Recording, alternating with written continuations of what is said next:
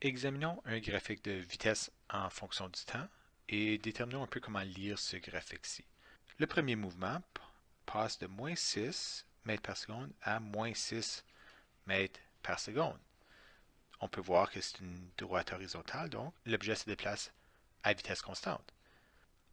Et qu'est-ce que la vitesse négative veut dire? C'est que on a une négatif 6, il faut un peu déterminer qu'est-ce que le négatif veut dire. Alors au début du problème, généralement, on va choisir une direction pour notre positif et pour notre négatif.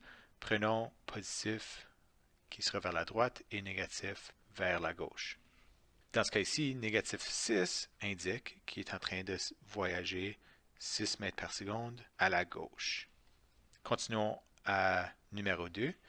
On regarde la pente, puis ça a l'air comme si c'est en train d'augmenter. Ça veut dire que généralement, on pense, ah, ça veut dire que c'est une accélération. Mais il faut faire attention ici parce que initialement, il est en train de voyager 6 mètres par seconde vers la gauche et vitesse finale est de 0 mètres par seconde.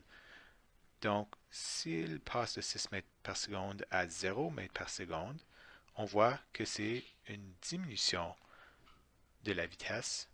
C'est une décélération. Passons à l'intervalle numéro 3.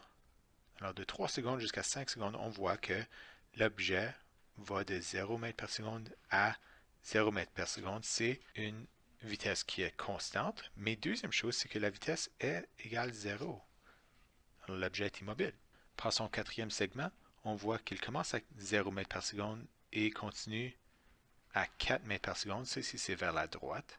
Si l'objet passe de 0 mètre par seconde à 4 mètres par seconde, c'est clairement une accélération. Alors, il atteint une vitesse de 4 mètres par seconde, 4 secondes plus tard, qui est une accélération. Durant le cinquième segment, encore une fois, on a une vitesse constante parce que c'est une pente horizontale et c'est une vitesse constante de 4 mètres par seconde. Continuons au segment 6 où on passe de 4 mètres par seconde jusqu'à 1 mètre par seconde.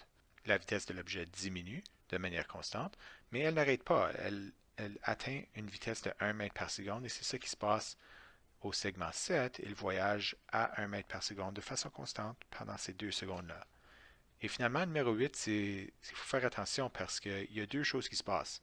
Premièrement, il va passer de 1 mètre par seconde à 15, mais rendu à 17, il est rendu à 0 mètre par seconde. Alors, il est immobile à ce temps-là.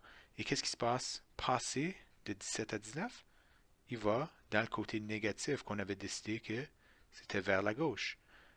Dans ce cas-ci, il commence en allant 1 mètre par seconde vers la droite en ralentissant. Il arrête à la 17e seconde et ensuite commence à accélérer vers l'autre côté, vers la gauche. Et on peut indiquer ça comme un négatif 1 mètre par seconde. Ou si on veut, 1 mètre par seconde à la gauche.